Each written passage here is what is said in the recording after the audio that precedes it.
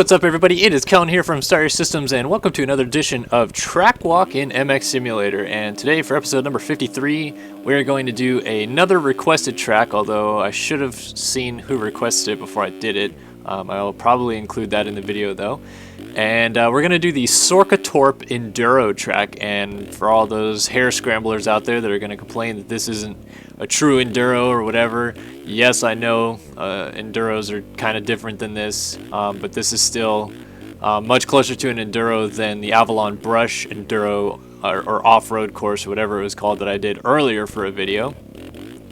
And this was made in 2012 by a creator named Hagvist, who makes unbelievably good work. He created all the GP rounds, or not all of them, but most of them, along with Rafagas for 2013, and those are all really fun to play. And there are tons and tons of different versions of this. You can see on the track map it says Sorketorp Enduro 2. There is a Sorketorp Enduro 1, and then where the track is, there's like nothing that exists in the middle of the track. That's actually a motocross track that is unbelievably challenging to ride because the ruts are so unique and realistic, and it just makes it really hard to play in game.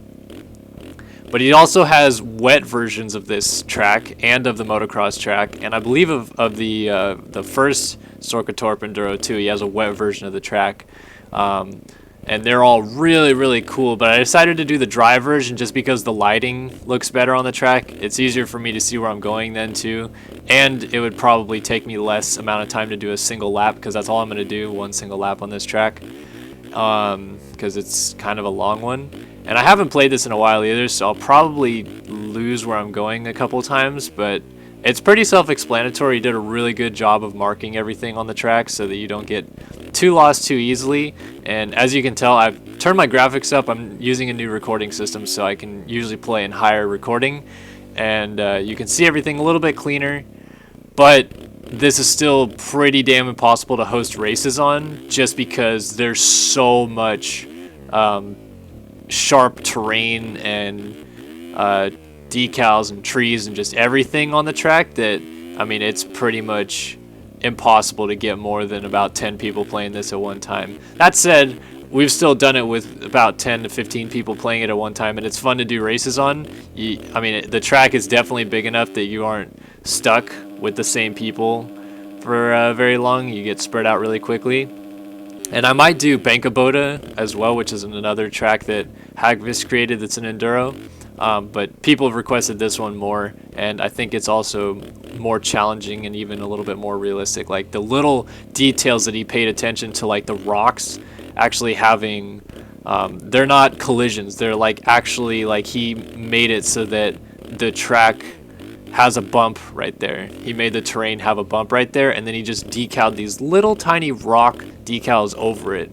The amount of work that was put into this is just unbelievably intricate and detailed, and it's so awesome and so realistic. And I'm really glad that I'm using a new recording software to record at not only 60 FPS, but at higher quality as well, since I can run my computer graphics a little higher. I know the FPS isn't going to be perfect all the way through, just because I am running a little bit higher, but it'll be higher than 30 FPS at all times, which is a step in the right direction for doing sim videos on this channel, so I'm excited about that. Apologies to all the people that are going to hate watching this because it's not in first person. I guarantee you would look so much cooler in first person, just because, you know, you're trying to be nitpicky and intricate to work your way through lines and stuff like that. But I swear, I can't do first person, and I like to do these live too. I didn't want to record it and then, or play it and then go back and record it and talk over the recording or anything like that. I really like to get the live effect of playing it and reacting to things. So you're gonna have to deal with watching this in third person, but I still think you can understand just how cool this is. See, I just look at all these trees have collisions. Like I just pounded into a tree that looks like it's barely, you can move it, and it has collisions, and the fence has collisions. The ruts are intricate. I'm right next to the motocross track, which I believe is flattened out while you're on the Enduro bit, just so that it can handle a little bit more of the Enduro intricacies. And then I think when you do the MX track, the Enduro bit's more flattened out as well.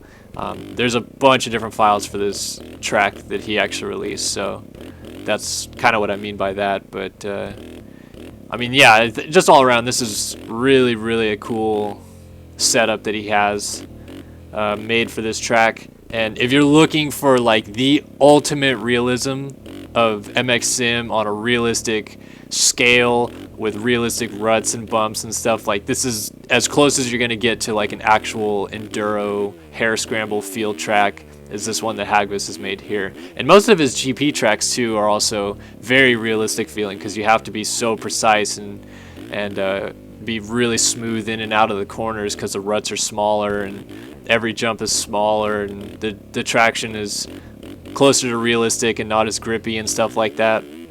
So Hagvis is really just, if you want realism, you do Hagvis tracks for sure.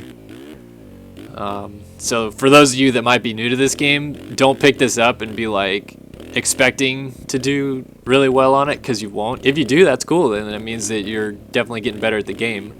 The fact that I'm able to ride so smoothly through this is literally a testament to how long I've played this game, having played it for nearly 4 years now.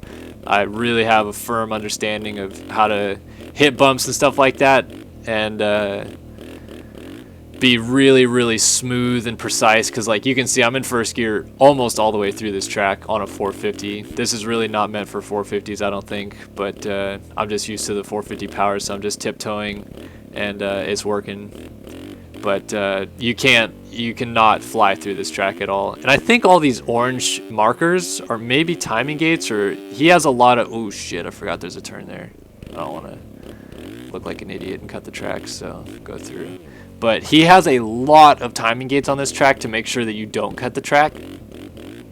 And yeah, this is just next level stuff for Sim. It's hard to run this stuff at max graphics, but if you can, it looks really pretty. The terrain, everything is just so... It's indescribable, really, how well put together it is. If you take screenshots in this, it's awesome. I don't have the roost on just for FPS purposes, but if you do, the roost is actually really good on this track to take screenshots and videos and stuff with. It's kind of overbearing in some spots, but he was so... God, he paid so much attention to detail with going through puddles and stuff, having different roost files, and, you know, it's just... All around, I think it was a really good job, and... It's kind of sad that Hagvis isn't able to make as much or really any of the works in Sim anymore. But the stuff that he did make it was awesome, and this is something that he left behind for us to play. And I didn't mind showing it off for you guys. So we're about halfway through a lap. I think if I can get through a lap in about 15 minutes, I may just load up real quick the MX track, maybe even the wet version, to show you guys that, and just have a little extended version of Track Walk for today. But I really wanted to show off the Enduro bit, because, you know, we like to have these different types of tracks to show off on the channel. So if we're only doing MX and SX all the time, it gets kind of repetitive and boring. And this is definitely something that's quite a bit different than the usual stuff you can see out there in Sim. So yeah, see, this is where third person sucks, because like this part would be really cool, but it's just I couldn't do it. This is so tough right here, these ruts, and then trying to weave your way up the hill. I'll just back up and kind of, there we go. And he's got all these bumps, it crosses over roads.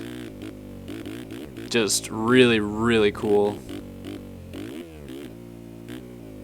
And get down into this corner.